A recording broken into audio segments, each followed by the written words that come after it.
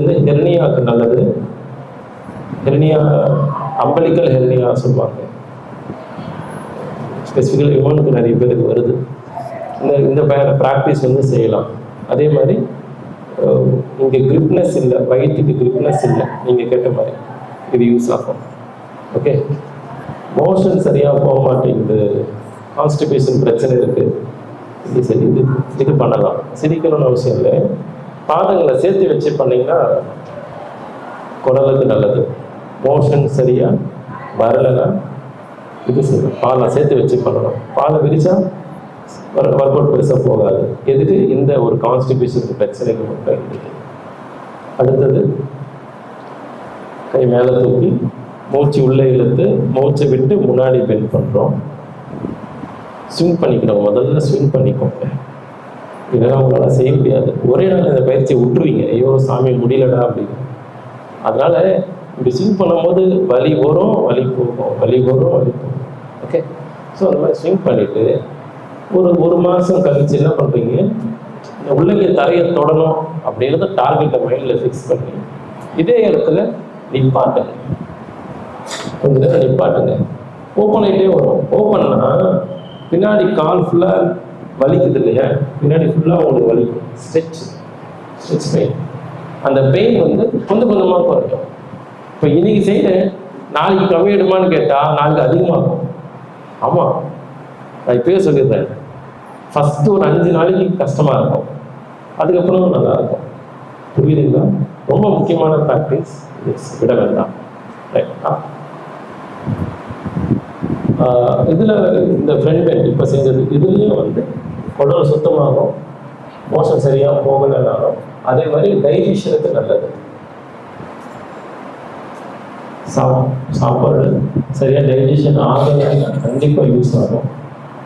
ரொம்ப முக்கியம். அதில் என்னென்னா, நம்ம சாப்பிட்ற உணவு நம்மளுக்கு எனர்ஜியாக கன்வெர்ட் ஆகி நம்மளுக்கு எனர்ஜி கொடுக்கணும், உடம்புக்கு நம்மளுக்கு தேவையான சக்தி கொடுக்கணும்.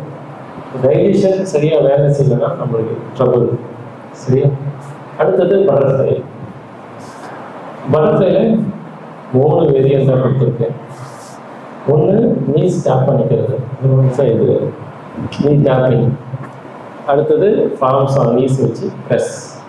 இப்படி செய்யும்போது முன்னாடி குனிய வேண்டாம், செஸ்ட்டை நிமிர்ந்து உட்காரணும். அப்படி செய்யும்போது ஓப்பன் எக்ஸ்ட்ராடனரியாக. ஆனால் செய்ய மாட்டீங்க. கொஞ்சம் வலியை தாங்குங்க. இந்த வலியை தாங்கினா தானே மற்ற வலியை தாங்க முடியும். இது 2வது வேரியேஷன். 3வது முன்னாடி பெண்ட் பண்ணிக்கிறது. மூச்சு உள்ளே இழுத்து மூச்சை இழுத்து பெண்ட் பண்ணணும். அங்கே மூச்சு உள்ளே இழுத்து வேலை வரணும், மூச்சை விட்டுட்டு பெண்ட் பண்ணணும். கடைசியில் இதே இடத்துல நிப்பாட்டிக்கும். நீ சக் பண்ணிக்கிறது. ஒரு வாட்டியும் செஞ்சாலும் ஓகே, கடைசியில் செஞ்சாலும் ஓகே. வலி வந்தால் செய்யுங்க. செய்யும்போது வலி வந்தால் செய்யுங்க, இல்லைன்னா தேவைப்படாது. சரிங்களா? பிரிட்ஜ் போஸ். படுத்துட்டு பிரிட்ஜ் போஸ் பண்ணிக்கிறது. இது வந்து ஹெர்னியா இருக்கிறவங்களும் செய்யலாம், தைராய்டு இருக்கிறவங்களும் இதை செய்யலாம். காரணம், நீங்கள் செஸ்ட்டை நல்லா ரைஸ் பண்ணிட்டீங்கன்னா கழுத்து பகுதி, அதுக்கு பேர் வந்து தைராய்டு கிளாண்ட், த்ரோட் கிளாண்ட், அது ஆக்டிவேட் ஆகும். கழுத்து இந்த இடம் உங்களுக்கு லாக் ஆகும். நீங்கள் இப்போ அந்த அளவுக்கு ரைஸ் பண்ணியிருக்க மாட்டீங்க, அதனால உங்களுக்கு தெரிஞ்சிருக்காது. ஆனால் நீங்கள் லிஃப்ட் பண்ண இந்த இடம் லாக் ஆகிடும். எப்படின்னா, இந்த சின் வந்து இந்த செஸ்ட்டை தொடங்கும். அதை மனசில் வச்சு பண்ணிங்கன்னா தெரியும். தைராய்டு என்பது என்னன்னா, உங்கள் உடம்புக்குள்ள எனர்ஜி டவுன் ஆகிடும். அப்படி டவுன் ஆச்சுன்னா உங்களுக்கு தைராய்டு இருக்க சான்ஸ் இருக்கு. இது செய்யும்போது மாறும்.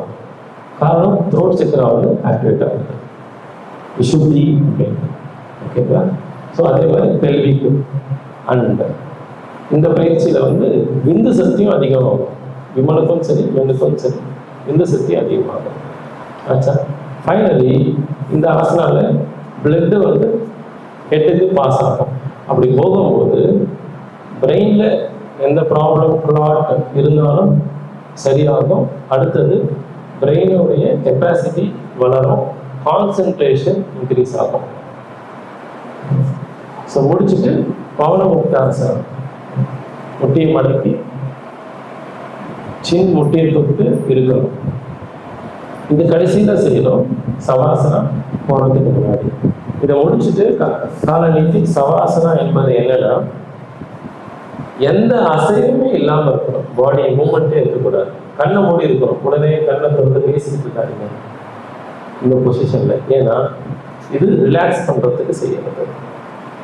ரிலாக்ஸ் ஆகலாம் அப்படின்னா நம்ம ரிலாக்ஸ் பாடி மைண்ட் ரெண்டுமே ரிலாக்ஸ் ஆகணும், அதுக்காக செய்யறது ஒரு ப்ராக்டிஸ். எல்லாத்தையும் முடிச்சுட்டு சப்போஸ் இவ்வளோ ப்ராக்டிஸை முடிச்சு நீங்கள் சவாசனால இல்லாமல் நீங்கள் வெளியே வந்துட்டீங்க, எந்திரிச்சிட்டீங்க அப்படின்னா உங்கள் பாடி மைண்டு கொஞ்சம் டென்ஷன் ஆக வாய்ப்பு இருக்கு. ஏன்னா பிளட்டு வந்து உடம்பு ஃபுல்லாக சுற்றி இருக்கும். அப்படி சுற்றிட்டு இருக்கும்போது நீங்கள் எந்திரிச்சு உடனே வேற வேலைக்கு போறீங்க அப்படின்னா டென்ஷன் ஆகும். புரியுதுங்களா?